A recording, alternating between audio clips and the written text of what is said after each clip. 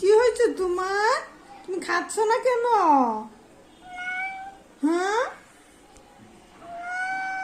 পেট খারাপ?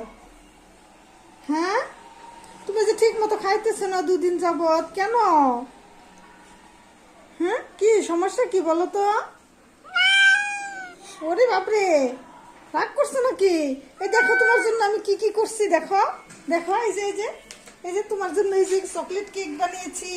তুমি chocolate cake অনেক পছন্দ করো। এই যে দেখো না, এই যে তোমার জন্য চকলেট কেক বানিয়েছি।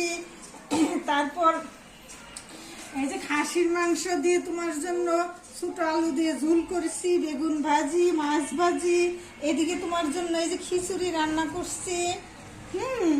আচার আছে, এই যে আচার, তারপরে জিলাপি, সালাদ।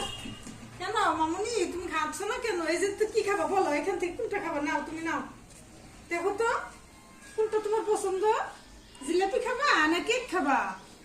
হ্যাঁ, তুমি ট্রাই করো, দেখো এখান থেকে তুমি কি খাবা বলো তো বাবা। বলো বলো, আমার চান না, তুমি খাও। কি হয়েছে তোমার?